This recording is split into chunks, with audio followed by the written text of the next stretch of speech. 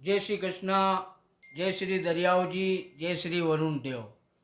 अत्यंत हर्ष का विषय है कि आप और हम यहाँ जमा हुए हैं आगामी 10 नवंबर को आयोजित होने जा रहे चिंतन शिविर, अन्नकूट महोत्सव और परिचय सम्मेलन के लिए, जिसके अंदर मैं आपसे चाहूँगा कि नवयुवक मंडल की उसमें क्या भूमिका किस ढंग से रहेगी। और नवयुवक मंडल ने तो इतिहास रच दिया, एक अध्याय जोड़ दिया द्वारकाधीश धाम के उसके अंदर, कि इतने समय से ढोल और ताशों के साथ आरती की जा रही है, भगवान की आराधना हो रही है और समाज बंधु उससे लाभान्वित हो रहे हैं। तो आपसे उम्मीद रखूंगा कि आप इस संदर्भ में आप बोले। बिल्कुल, सभी को जय श्री कृष्णा, जय द्वारकाधीश भगवान की। नवयुवक मंडल आज से करीब 7 8 9 वर्ष पहले स्थापना हुई थी। हमारे जावरा के कुछ युवाओं ने घर घर जाके और सभी युवाओं से जनसंपर्क किया, मीटिंग आहूत करी और मीटिंग आहूत होने के पश्चात नवयुवक मंडल की स्थापना हुई थी। सर्वप्रथम रौनक अरोड़ा जो हमारे भैया हैं, उनको अध्यक्ष, क्योंकि उन्होंने ही ये पहल उन्होंने की थी, तो उन्हीं के आह्वान पे ये कार्यक्रम हुआ, मतलब नवयुवक मंडल की स्थापना हुई थी, तो उन्हीं को अध्यक्ष बनाया गया। उन्हीं के पहले कार्यकाल में हमने नवयुवक मंडल ने ये एजेंडा निकाला कि हमारा काम जो होगा वो नवयुवक मंडल का समाज सेवा, उसके साथ द्वारकाधीश भगवान का जो कीर्ति है, जो यश है, उसका गौरव को बढ़ाना, लोगों को भगवान के प्रति, द्वारकाधीश भगवान के प्रति लेके आना, और ऐसे कार्यक्रम नवाचार करना, मतलब नए इनिशिएटिव जो भी अगर हो सके तो एज पॉसिबल नवयुवक मंडल समाज को भी सपोर्ट करेगा और उसके खुद के इनिशिएटिव से भी नए काम करेगा। तो ये नवयुवक मंडल ने 8 से 10 साल पहले इनिशिएट निकाला था और हर क्षेत्र में नवयुवक मंडल ने काम करा, चाहे समाज सेवा हो, चाहे धार्मिक कार्य हो। जावरा में, क्योंकि जावरा भी धर्म शहर है, पूरा जावरा में शंकर भगवान का भी काम होता है, सावरा सेठ का भी मंदिर है, कृष्ण जी के भी काफ़ी मंदिर हैं और सभी के सार्वजनिक भी धार्मिक आयोजन होते हैं। काफ़ी कलश यात्रा, शोभा यात्राएं निकलती है, शाही सवारियाँ भगवान की निकलती है।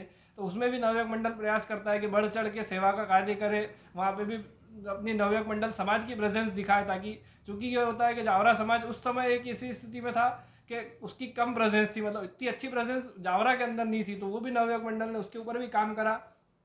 कहीं कलश यात्राओं के स्वागत करने हैं, कहीं धार्मिक यात्राओं के स्वागत करने, शाही सवारी का स्वागत करना, ये एजेंडे नवयुवक मंडल ने निकाले, जिससे आम जनता जो अरोड़ा नहीं है उनके बीच में भी नवयुवक मंडल ने अरोड़ा समाज का और नवयुवक मंडल का अपना खुद का एक कीर्तिमान स्थापित किया।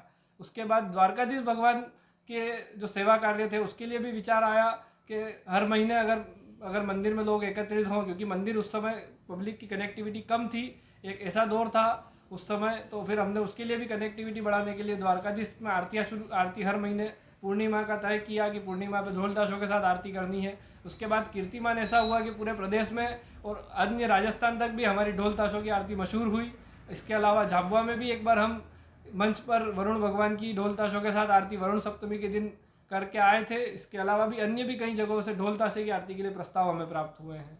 और अभी भी 30 31 वाला जो हमारा प्रोग्राम हुआ था उसमें भी हमने सुबह 7 बजे द्वारकाधीश भगवान की और वरुण भगवान की संयुक्त महाआरती कार्यक्रम स्थल पर करी थी। इसके साथ जावरा में भी जो मतलब 30 31 वाले प्रोग्राम में 30 तारीख को मंदिर में भी आरती वापस हमने अन्नकूट महोत्सव के अंतर्गत जो आरती होती है शाम को 4 बजे की, वो भी करी थी। और उसके साथ पूरा जो चल समारोह का एक हुआ था, उस चल समारोह में भी नवयुवक मंडल ने बढ़ चढ़कर सहयोग किया था, 2 जगह स्वागत भी किया था। और चल समारोह समिति जो बनी थी वो भी एक नवयुवक मंडल की ही इकाई समिति थी जिसको उस कार्यक्रम के लिए बनाया गया था, उसने भी उस कार्यक्रम में पूरा योगदान दिया था। और अभी भी जो 10 नवंबर का प्रोग्राम है उसमें भी नवयुवक मंडल पूरा कोशिश करेगा, पूरा तन मन धन से सहयोग करेगा और हर स्तर पे बढ़ चढ़ के काम करेगा और उस कार्यक्रम को अच्छे से अच्छा बनाने का प्रयास करेगा। आप सभी से निवेदन है कि इस कार्यक्रम को तन मन धन से सहयोग करें एवं इस कार्यक्रम का लाभ लें, क्योंकि आज ये कार्यक्रम हो रहा है जावरा समाज में, जिसमें आप सभी सादर आमंत्रित हैं। सर,